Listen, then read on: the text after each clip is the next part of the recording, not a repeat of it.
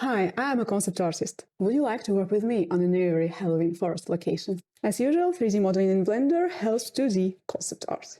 I wish to make a beautiful fall forest. So for the first step, I turn on the sapling tree add-on and start experimenting with the trees. The thing with the generator add-on is that when you accidentally push Ctrl-Z at any point, the whole thing will just disappear into the unknown. And it has so many options and slides to play with, so don't forget to export the presets. When you're feeling like a tree demiurge, it will save you so much time later when your Blender freezes, because you enthusiastically slided for the billion branches.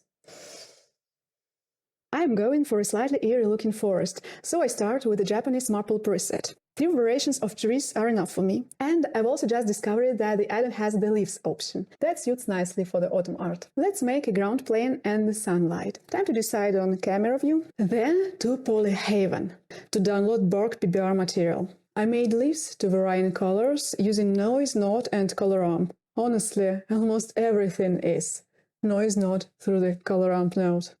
Lol. And then I got a few forest floor PBRs, also from Polyhaven. So now I can mix them using noise masks to avoid the unnatural repeating texture pattern. I subdivided the floor plane to sculpt the ground relief. Let's copy and rotate a few trees until I love the composition. Then add water and a free forest image to the backplane. And play around with leaves.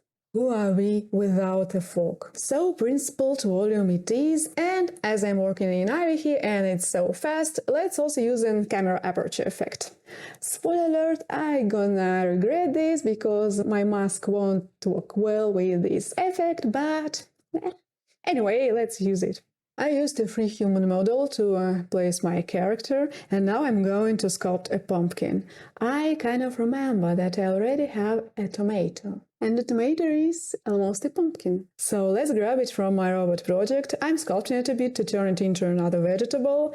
Here I use a few booleans to get rid of the insides. And to carve the kind eyes and a smiley mouth. Who am I? Then I put lights inside. Here goes a small plant tail at the top of the head. Right now I'm modeling a lamp for my cute pumpkin creature to hold it over the water. Let's play more with trees and leaves. I want to add more fog over the water, this time with the noise node at the density factor to make it uneven. I have an idea to add an area light at the back of the forest for the atmosphere. I am also working with side lights variations, so I can use them later to add volume to the tree's trunks in Photoshop. Heroes break time! And back to the real fun. My Blender to Photoshop transition became so much easier since I've learned how to use Scriptomat to render mask layers. Strongly recommend that. So in Photoshop, I've copied my masks to the alpha channels, worked with different lights on different layers, and corrected the color scheme with adjustment layers. It's more reddish and almost purple for the foreground to create this burning autumn feeling, and more misty blue at the background to highlight my character. Also, fog means no good when you're lost in the forest. Then I smudged sharp polygons on my figure and painted a white dress with a few loose threads, more like a grave dress. Let's make the puddles more natural by adding grass around the edges and correcting the forest floor. And also it's a good idea to add leaves on the water. Let's stretch the water reflection vertically. Now the pumpkin. I want to make eyes and mouth brighter and sharper, maybe like this. By the way, I made its neck longer to enhance the uncanny valley effect. Drawing the hand with a grayish lifeless color, and here is the little thingy by which the creature holds the lantern. Now to my favorite part, pumpkin tails. This idea came to my mind at the end of the drawing stage and made me so excited. Imagine he is not the only one there. His creepy relatives are hiding under the water, ready to pop up. I even added pumpkin tops to a few of them.